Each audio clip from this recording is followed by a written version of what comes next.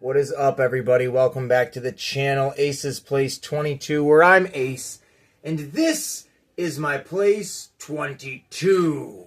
And welcome to night 11 of Ace's Thrills and Chills movie reviews. Here for spooky season. You guys ready for this one? This is going to wrap up the Rob Zombie movie marathon, as we are going to conclude this movie review with a somewhat in-depth review of the movie 31, and then we're going to go really quick past this one, The Munsters. So if you have not been keeping up, well, let me get you up to speed. You're going to like, thank you. You're going to subscribe, thank you. And you're going to leave a comment down below on which Rob Zombie is your favorite movie, and which Rob Zombie... that's not right. Which one of these is your favorite Rob Zombie movies, and which one of them is your least favorite Rob Zombie movies?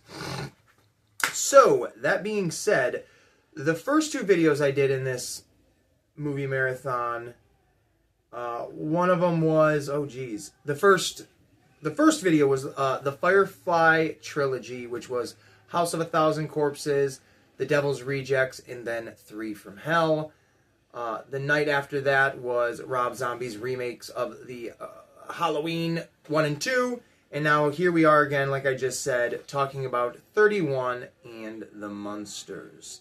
We're going to talk about 31 in depth, so let's go right into The Munsters. This movie, unfortunately, is a thing. It exists. Let's see how this looks with the camera right there. Does it look blurry and weird? Let's see. It's good enough. This movie here is definitely something. It feels more of a skit or a parody more than it actually feels like a tribute, honestly, to what the Munsters were. Now, if you don't know what the Munsters were, I'm not a history buff, so I can't tell you the origins and stuff like that. But I did watch it as a kid. I think it was on like TV Land for the longest time, which was available to me to watch it on. Which it's just the chronicling story of monsters. Also, their last name is Munsters.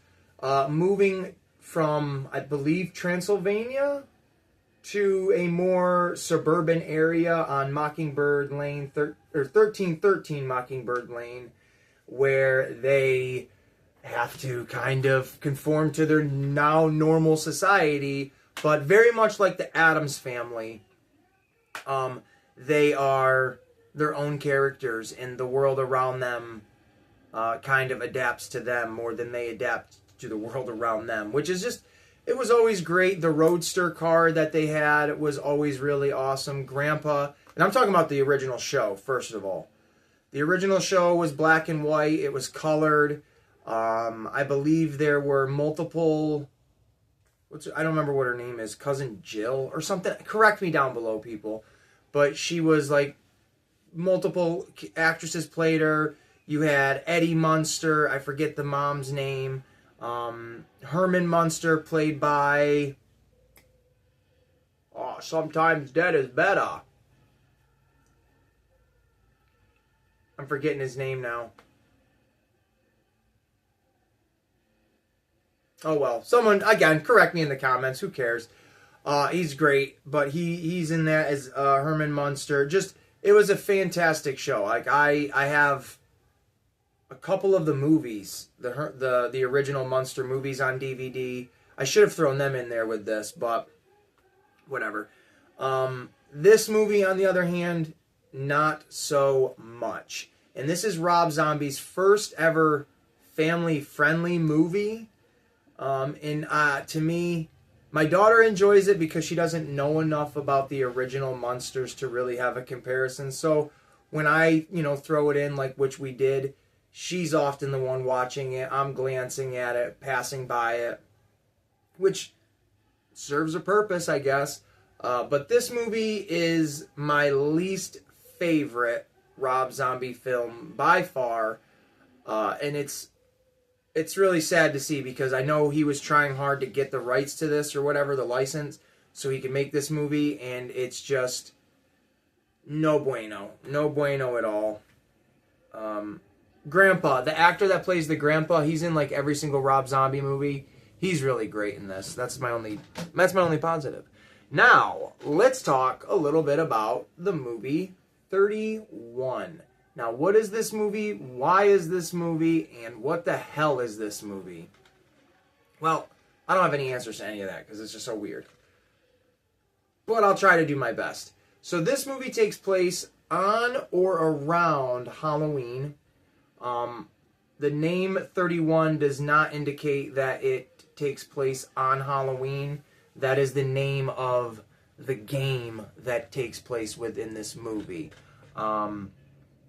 You've got Sherry Moon Zombie, a handful of the same actors that always recycle through the Rob Zombie movies. I don't know their names well enough to remember them. I'm trying to think. And the same guy that plays... Let me see if it says it right here. Hold on.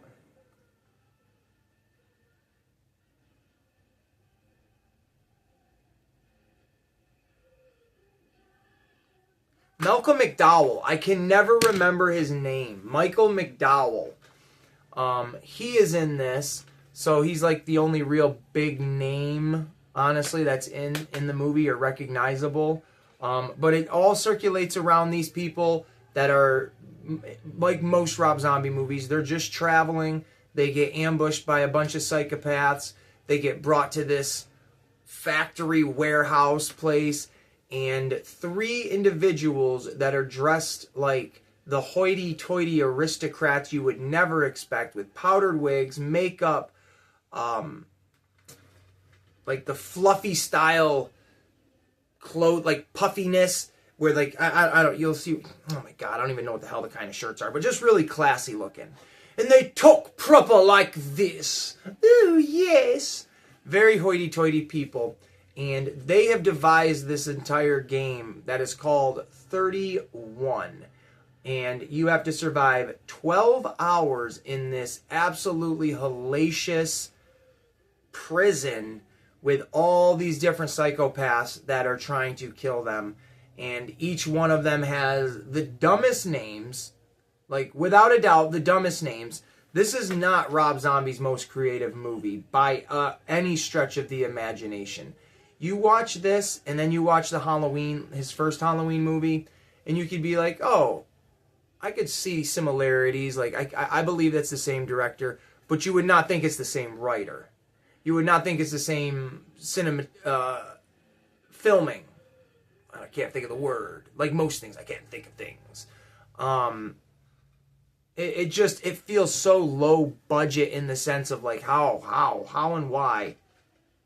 But so all these people have to survive 12 hours, and I'll try to remember some of the bad guys' names. And they're not creative. There's Shithead, which is a little person who is dressed like a certain Adolf Schnittler, and he speaks Spanish. It's a wild sight to see. So there's Shithead. I think there's like Psycho Head. It doesn't say their names here, does it? No. Schizo Head. Doom Head. There's like 6 or 7 of them, and it's just like, it's so over the top trying to be like what his previous movies were, where it's just the blood-curdling screams, the mutilation, the gore, and it all works. It's not that it doesn't work. It's just,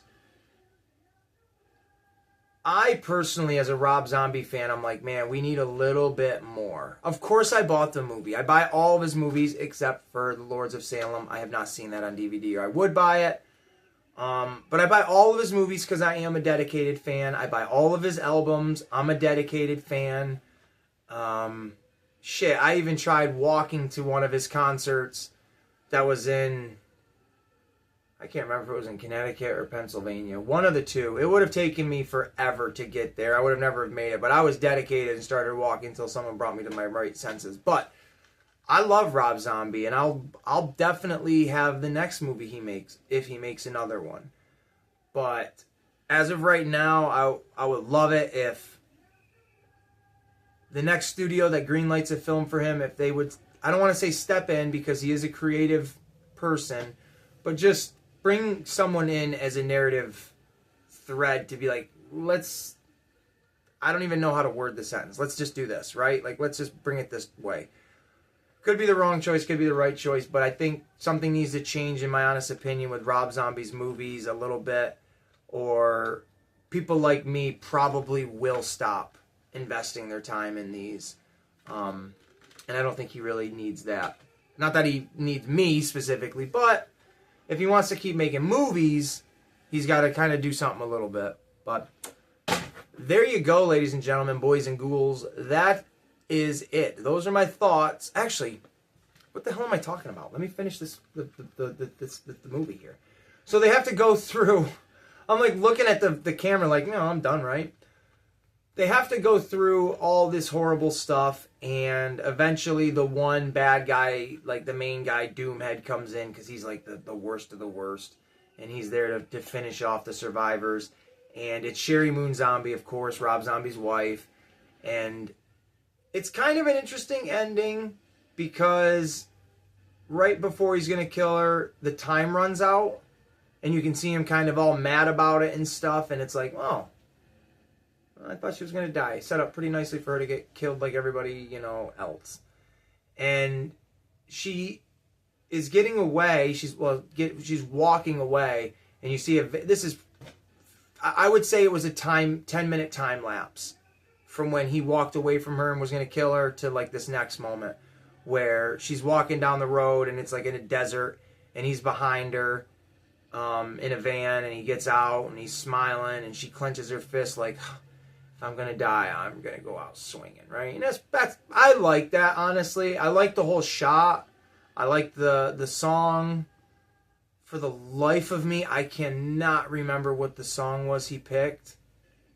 Because I know he used Freebird in The Devil's Rejects, but I can't remember for the life of me what he picked for 31. But it works really well. I thought it was actually really well done. And if the rest of the movie was like that shot, I think this movie would have been like one we're talking about in a better light. But it ends with her clenching her fist, him pulling out 2 switchblades and setting them out and giving her a smile, and then it fades to black, and it's like, she's probably dead. I'm glad they didn't show it because I'm kind of sick of seeing everybody getting mutilated. But then again, maybe she socked him one good one, and he dropped the knife, and she picked it up and cut his throat and got away. No idea. It's up to you to interpret that, I'm assuming. Or it is just as vague as it is, and you're just supposed to know she's dead. There's no way. I'm not sure. The ending is crazy. The ending is actually the best part of the whole movie. It just feels good. Not good like, ooh, but like good like, this movie feels pretty good, man. And the opening sets off really well, too. I should have said that right from the go. But the opening starts off with like, I like the black and white aesthetic or this sepia look, whatever this is. I love the guy that's not the bad guy in the beginning. I love the other guy that's getting tortured and shit. I just think he's a great actor. And again, he's in all the Rob Zombie movies. He was Grandpa in the Munsters. He's just fun. One of those fun character actors. And then you get the main, Doomhead in the beginning. And it's just this monologue-heavy moment. But it's so well shot.